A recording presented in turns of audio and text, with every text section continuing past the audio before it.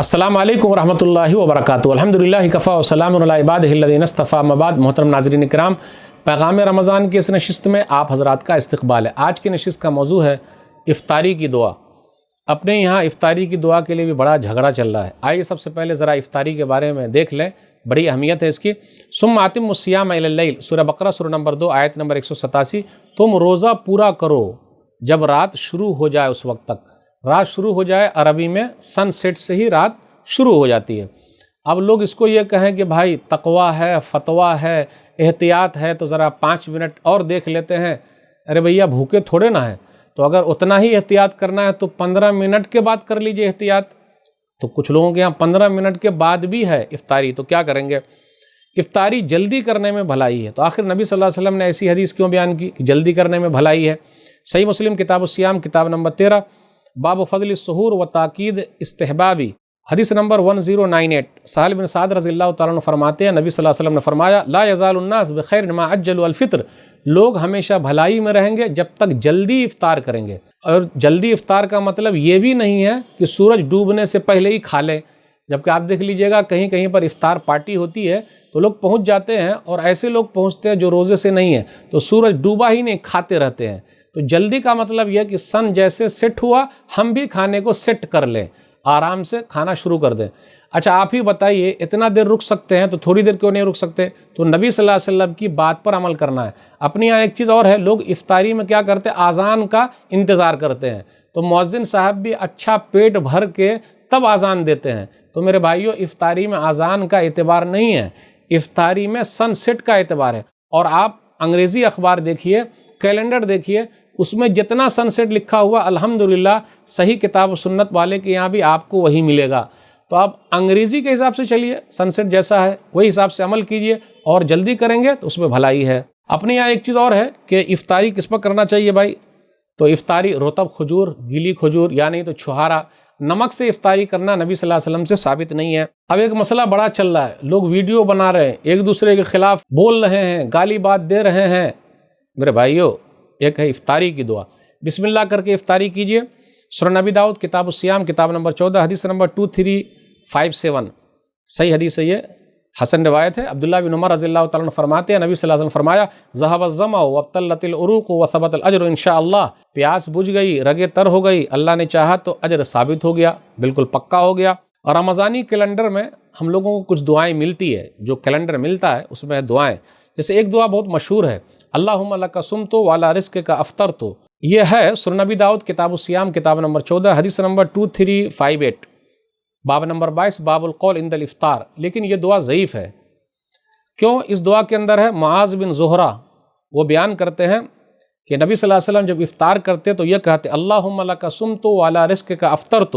معاذ بن زہرہ کے بارے میں حافظ ابن حجر رحمۃ اللہ علیہ کا کہنا ہے، تقریب التہذیب میں ترجمہ نمبر 6754 میں، جلد نمبر 2 صفحہ نمبر 192 میں، مقبول من الثالثہ، مقبول من الثالثہ، مقبول ہے تیسرے درجے کے، ارسل حدیثاً، حدیث کو مرسل بیان کیا ہے، بیچ میں ایک کو چھوڑ کر ڈائریکٹ صحابی سے بیان کیا۔ فوہم من ذکرہ من الصحابہ، لوگوں کو وہم ہو گیا کہ یہ صحابی میں سے ہے، جبکہ معاذ بن زہرہ صحابی میں سے نہیں ہے۔ انہوں نے کیسے بیان کیا؟ انہ بلغہ ان النبی صلی اللہ علیہ وسلم، تو بیچ میں صحابی کا نام لینا ضروری تھا، اس لیے یہ روایت صحیح نہیں ہے۔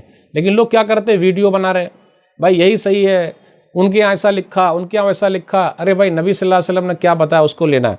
ایک دعا تو اور ہے جو کہیں بھی نہیں ملی، وہ جس کو ہم اور آپ پڑھتے ہیں، ہم میں سے بعض لوگ پڑھتے ہیں، اور وہ کیلنڈر میں موجود ہے، اللہم لک صمت وبک آمنت وعلیک توکلت وعلی رزقک افطرت فتقبل منی۔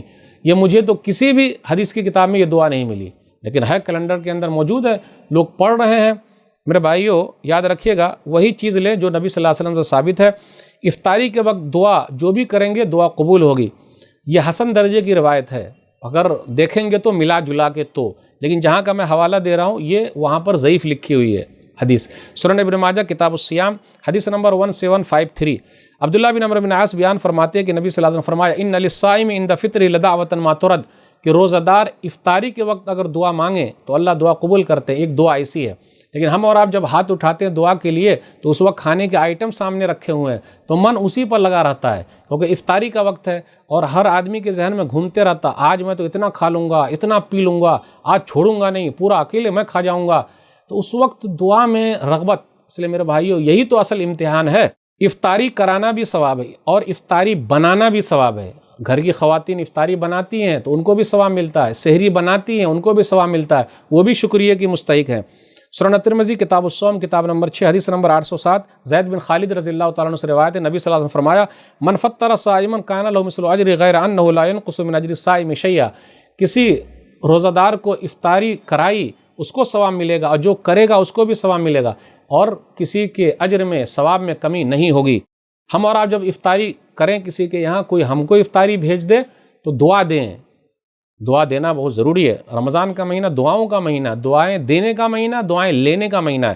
سنن ابن ماجہ کتاب الصیام حدیث نمبر 1747 عبداللہ بن زبیر بیان فرماتے ہیں کہ نبی صلی اللہ علیہ وسلم نے سعد بن معاذ کے یہاں افطاری کی اور کہا افطر عندکم الصائمون واکل طعامکم الابرار وصلت علیکم الملائکہ، روزہ دار نے افطاری کی، نیک لوگوں نے تمہارا کھانا کھایا، فرشتے جو ہیں تمہارے لیے دعائیں کر رہے ہیں۔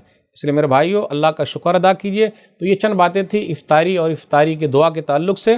اللہ سے دعا ہے کہ اللہ تعالی ہم لوگ کتاب و سنت پر چلنے کی توفیق دے، رمضان کے مہینے سے پورا فائدہ اٹھانے کی توفیق دے، آمین۔ والسلام علیکم ورحمۃ اللہ وبرکاتہ۔